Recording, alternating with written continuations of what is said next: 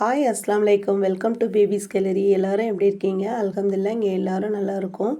நோம்புலாம் எப்படி போயிட்டுருக்கு? அல்ஹம்துலில்லாஹ் இங்கே எல்லாருக்கும் நல்லமாக போயிட்டுருக்கு. இன்ஷால்லா நீங்களும் துவா பண்ணுங்கள், நாங்களும் உங்களுக்கு துவா பண்ணுறோம். இன்றைக்கி நான் ஆட்டுக்குடல் தாங்க எடுத்திருக்கேன். ஆட்டுக்குடலை க்ளீன் பண்ணுறது பெரிய ப்ராசஸ்ங்க. ஆமாம், தண்ணியில் கொதிக்க வச்சுருக்கேன். தொப்பு சாவை தான் தண்ணியில் கொதிக்க வச்சுருக்கேன். குடலில் உள்ள நரம்பெல்லாம் எடுத்துகிட்டு அதை வெந்நீரில் நல்லா கொதிக்க வச்சு அதை நல்லா க்ளீன் பண்ணி எடுத்துக்கணும். இன்றைக்கி நான் என்ன மெனுன்னா, இன்றைக்கி நான் மட்டன் பிரியாணி, தால்ச்சா, இந்த குடல் கிரேவி தானே செய்ய போகிறேன். குடலை சூப்பராக க்ளீன் பண்ணியாச்சு. ஆல்மோஸ்ட் அங்கே கொதிச்சிட்டு இருக்குது, தொப்புசா கொதிச்சிட்டு இருக்குது.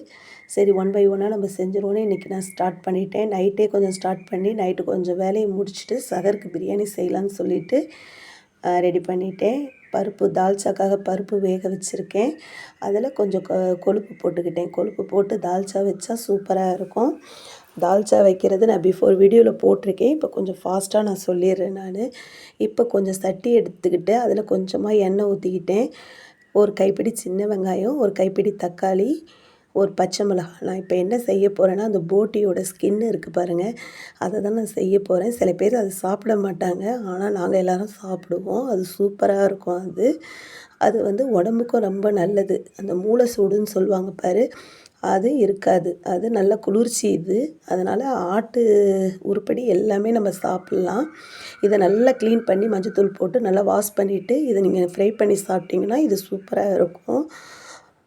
குடலும் ரெடி ஆகிடுச்சு. இதை நான் என்னென்னு பண்ணுறேன்னா, கொஞ்சோண்டு இஞ்சி பூண்டு பேஸ்ட்டு கொடுத்துக்கோங்க. வெங்காயம், தக்காளி, பச்சை மிளகாய், அப்புறம் மிளகாத்தூள், உப்புத்தூள், ஜீரகத்தூள், பெருஞ்சீரகத்தூள் எல்லாம் போட்டு அதை நல்லா ஃப்ரை பண்ணால் சூப்பராக இருக்கும். இதுக்கு இடையில நான் எக் தோசை கேட்டாங்க, எக் தோசையும் போட்டு கொடுத்துக்கிட்டேன்.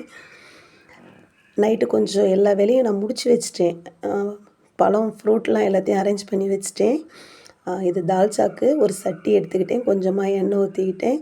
பட்டை, கிராம்பு, அன்னாசிப்பூ, பிரிஞ்சலை, வெங்காயம், தக்காளி, பச்சை மிளகாய், இஞ்சி பூண்டு பேஸ்ட்டு, அப்புறம் வெஜிடபிள்ஸ் எல்லாம் போட்டுக்கிட்டேன். மிளகாய் பொடி, ஜீரகப்பொடி, அப்புறம் தனியா பொடி எல்லாம் போட்டு அதை நல்லா கிளறி விட்டு தால்ச்சா நான் பிஃபோர் வீடியோவில் நிறைய போட்டிருக்கேன். நான் பருப்பை வேக வச்சு எடுத்துக்கிட்டேன். மாங்காய் போட்டுக்கிட்டேன். புளியை கரைச்சி கொஞ்சமாக ஊற்றிக்கிட்டேன். தால்ச்சா சூப்பராக கொதிச்சிட்டு இருக்குது. நல்லா வெஜிடபிள்ஸ் வெந்துருச்சு. அதுக்கு பிறகு நான் அந்த பருப்பையும் அந்த புளி தண்ணியும் ஊற்றிக்கிட்டேன்.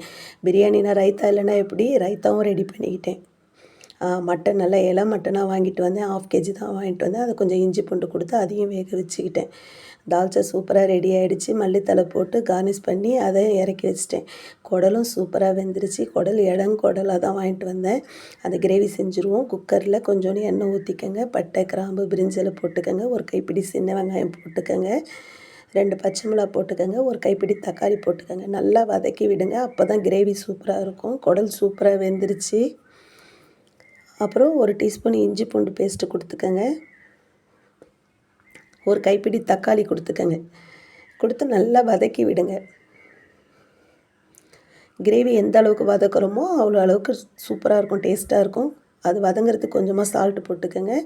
மஞ்சள் பொடி போட்டுக்கோங்க, மிளகாய் பொடி போட்டுக்கோங்க, தனியா பொடி போட்டுக்கோங்க, கொஞ்சம் மிளகு பொடி போட்டுக்கோங்க, அப்புறம் ஜீரக பொடி போட்டுக்கோங்க, கரம் மசாலா கொஞ்சம் சேர்த்துக்கோங்க.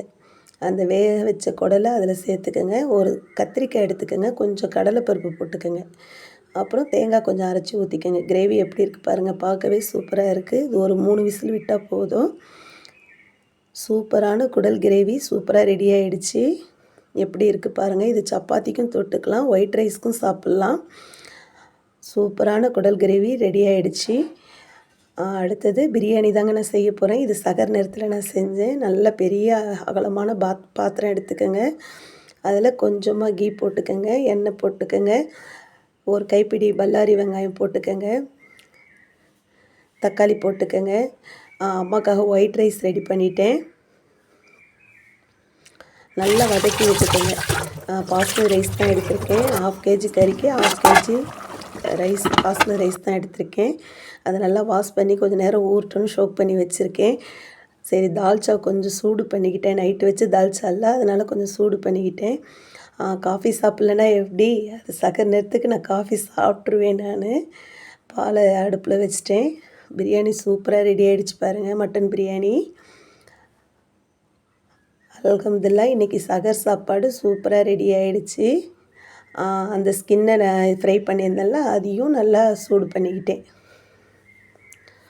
சூப்பராக ரெடி ஆகிடுச்சு பிரியாணி.